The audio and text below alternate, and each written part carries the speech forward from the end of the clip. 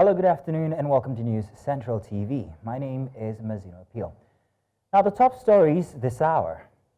President Tinubu arrives Benue State, visits victims of Yelewata deadly attack. Isoko youths demand cancellation of Warri Ward delineation exercise, and also coming up, Guinea's junta leader visits Côte d'Ivoire in a bid to promote regional stability. Details coming up shortly.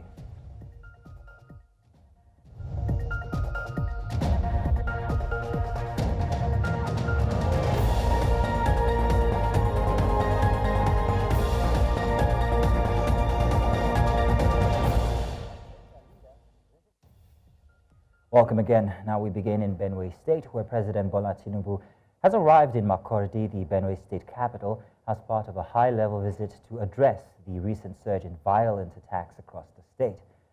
Tinubu arrived at the Tactical Air Command Nigeria Air Force Base, Makurdi, at about 12:58 p.m. on Wednesday.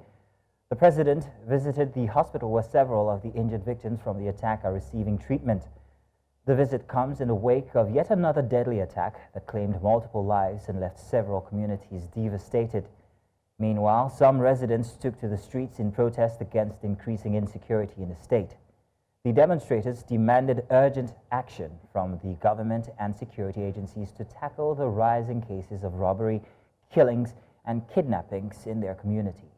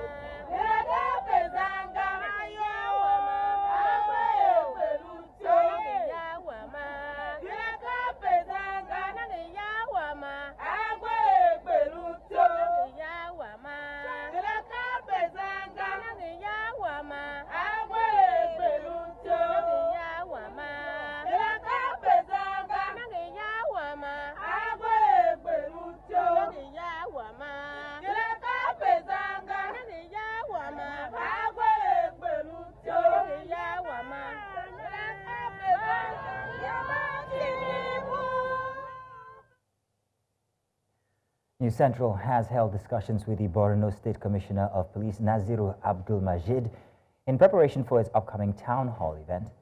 During the meeting, Abdul Majid expressed his appreciation for News Central's efforts in fostering community dialogue and pledged the full support of the Benue State Police Command toward the success of the town hall. The Commissioner highlighted the importance of media engagement in promoting public safety and strengthening trust between law enforcement and the community. News Central's Town Hall aims to provide a platform for residents to voice their concerns and engage directly with key stakeholders, including security agencies. I'll say to you, CP Benue State, CP Naziru Abdul Majid, that we are here first to get to speak with you and to let you know that we are in your city. This is your city, this is your town. You are here to make us safe.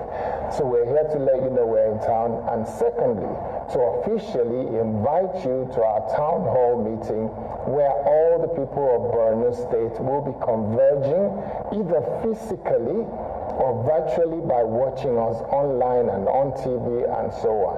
We have put out a lot of messages to people all around the world. Nigerians in diaspora are interested in the well-being of the people of Benue State. So they are going to be watching us live tomorrow from 11 a.m. till about 1 p.m. Every now and then, the social media have been inundated with what have you done, what I've done on the police. But with this, my coming here, I'm sure the people of the Benue State and the general public that the rest will be changed. My doors are open for constructive criticism. So I want them to give me their full support. You pressmen, without you, we cannot achieve. We are partners in progress. Whatever happens, we are down to ours. If there's anything that police are doing wrong, call their attention. Because at the end of the day, the public will judge us.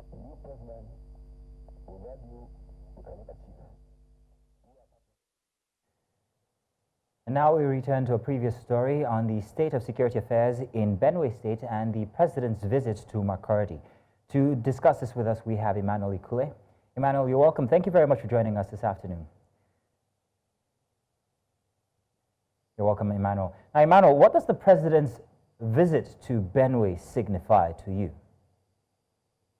Now, for me, when you look at the visit, the first thing that comes to mind is this solidarity to actually sympathize and empathize with the people of Benue State, citizens of which is the number one, to console them for what they are actually experiencing currently.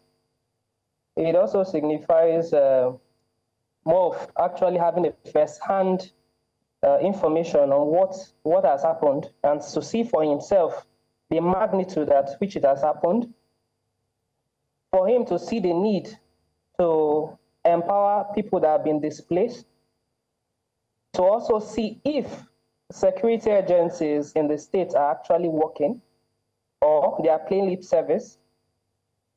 It's also an opportunity to have an interaction because this is the first time he's actually visiting the state since he has been president, and to see for himself and see how maybe he is coming, be able to also bring certain stakeholders together and see how collectively listen to voices of people and see how he can also answer the yearnings of the people at the same time, also listen to the divergent views of people in the state currently.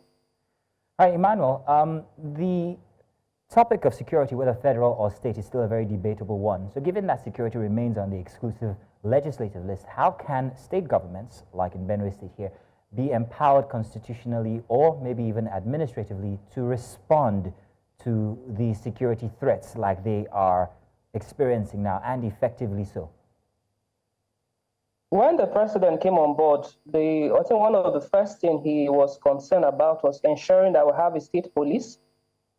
And I think these are some of the reasons why a lot of persons advocate for state police. And to look at the question particularly which you asked, I know a lot of states and even regions that have gone above board to defend their people because the essence of every government is actually security of lives and property. And when you are failing to protect the people, because you are there to represent them, you are there to serve them. But in a situation where you are failing to do that, then other states at different times have actually sought for local means to address concerns. We have vigilante, local security agencies working. I remember in 2018 when Benue State was attacked, Kwara State empowered their vigilante to defend their people. In Yobe State, when the issue of Boko Haram started in that location and police were culprits or part of the conspiracy in giving back information to these criminals, and which led to the killing of most of citizens, what the community did was to work with vigilante. In fact, they believed more in vigilante at that time because vigilante were actually among them and going out to defend them.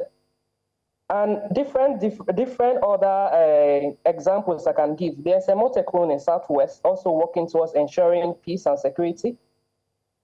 So it's good enough that the state government should wait on the federal government to work through the military, the police. But in situations where they are failing, I don't think he needs to wait until the federal government permits it, because it's working in connection with the federal government before you can empower local security agencies to defend the state, since the federal powers are refusing to work for the states.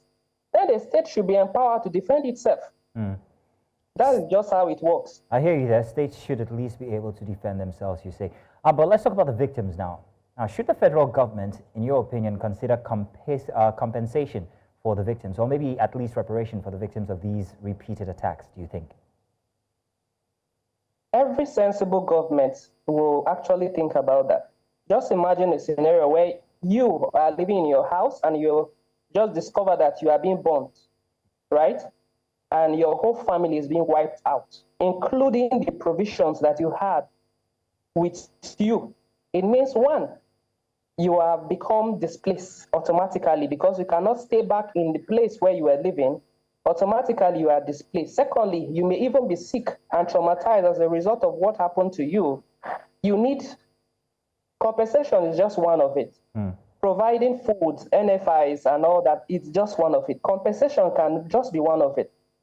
There's also supposed to be services like trauma healing services and others, psychosocial support, free medical attention for these persons, at least for a period of time till they get back on their feet. And one other shocking revelation or shocking thing I will also say is this. Displacement started first in Benue State before Northeast. The Northeast was given more prominence than, more attention than the Benue State. And as we speak, before even this recent attacks, we had 21 camps, IDP camps in the state. So with this attack, we have more than 25 or more. Well, Emmanuel, let's go back to that. Why do you think? Why do you think? Say that the whole state now is an IDP camp. Why do you think that the other parts of Nigeria were given priority over Benue State? Let's explore that now. I think first of all is the connections. Nigeria works with connections. No matter how badly you are being affected, no matter how poor the situation is, if you are connected to people that have access to the seat of power, you get more attention. Middle Belt, from time immemorial, have never been the president. So even though they try to be close, there are limitations to what they can do. And another thing, again, is about the PR, or should I say the publicity of things happening in the state. When state governments are more like in control of what is being reported, it limits the actual report coming out, because for a state like Benue, which is filled with more of civil servants that have little, or should I say most of their resources are from farming or civil service salaries they receive, there's little or more to independent reporting because you won't be able to feed. So such persons try as much as possible to report what is in line with what the government wants, because the government will still want to retain power, and anything that looks in reporting, anything that will tarnish their image, they try to fight against it. That is why situations, even recently with all these killings and attacks, people came out to protest. The same police that couldn't go out with helicopters to attack these criminals actually came out and shot people. So as we even discuss, as we are discussing currently, there are people in the hospital because of bullet wounds by law enforcement officers. This happened just some days ago. So it shows you how much the government does not even want that even if you are being killed, shut up.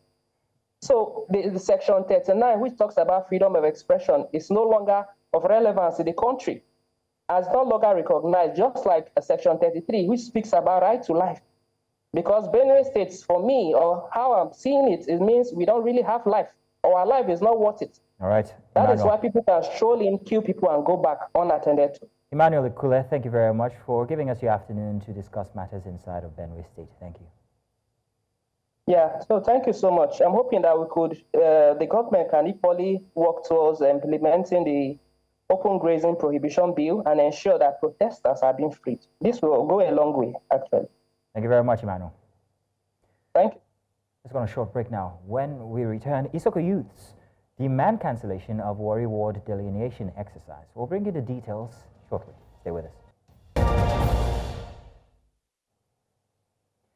The Petroleum and Natural Gas Senior Staff Association of Nigeria has called on the federal government to live up to its responsibilities and effectively tackle insecurity affecting operations in the nation's upstream petroleum sector. The president of the association, Festus Osifo, spoke to newsmen in Abuja, saying several operating companies have been forced to relocate their operations to neighboring and more peaceful countries because they have been saddled with the responsibility of ensuring adequate security during their operations, which has increased the cost of oil production in Nigeria. One of the challenges that is affecting us today in the Nigeria oil and gas industry is that the cost that the upstream companies spend in protecting their facilities, in protecting their infrastructure, both in land, in sea, shallow waters, deep waters, etc., is quite prohibitive. So this cost is not the cost that should be thrown to the oil and gas companies. For us, there is a part that the government must play. The security of lives and properties squarely rests at the foot of government. So we want them to be alive to their responsibility. They have to champion this cause. In Warri Federal Constituency, Delta State remains tense following a Supreme Court order to INEC to carry out fresh ward delineation. An Isoko youth group is now demanding an outright cancellation of the exercise, warning that it could reignite long-dormant ethnic conflicts in the area. Here in News Central's Austin Azu has the latest. The Supreme Court's recent ruling ordering a fresh ward delineation in Warri Federal Constituency has reopened old wounds among the region's major ethnic groups, the Shekiris, Urhobos, and Ijos. INEC's announcement of its intent to implement the ruling has also triggered protests both within and beyond Delta State.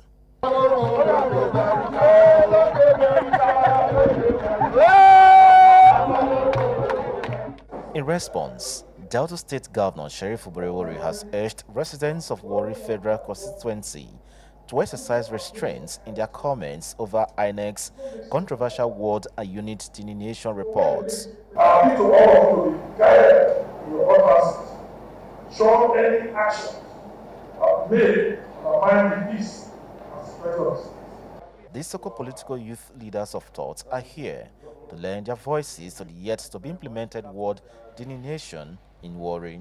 Stress the need for cancellation of INEC delineation exercise in Delta South Senatorial District and urgent call for peace and balance in Delta Senatorial District.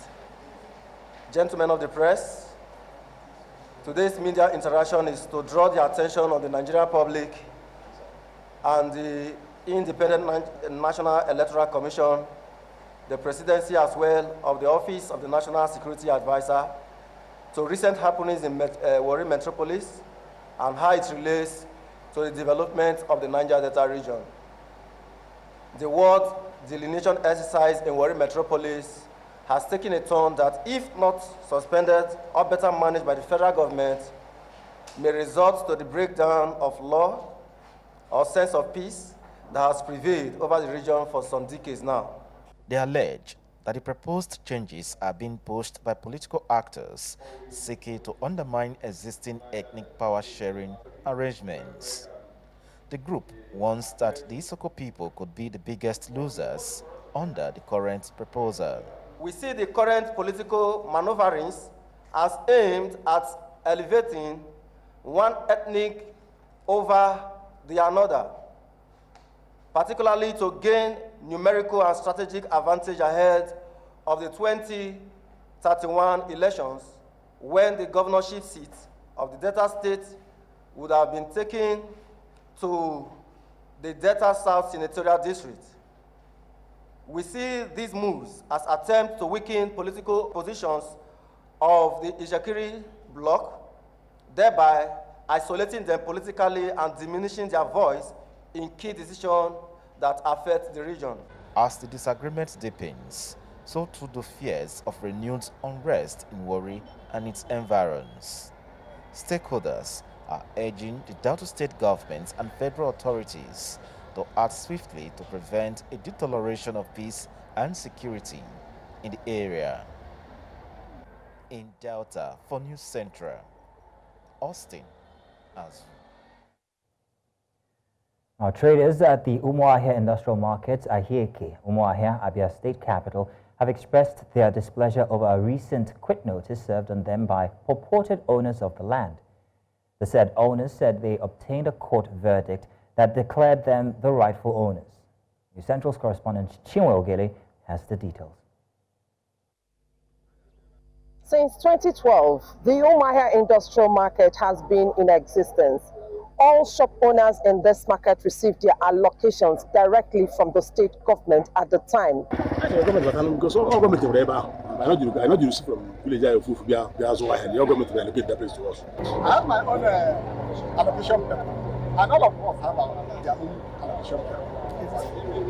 It is aware accordingly.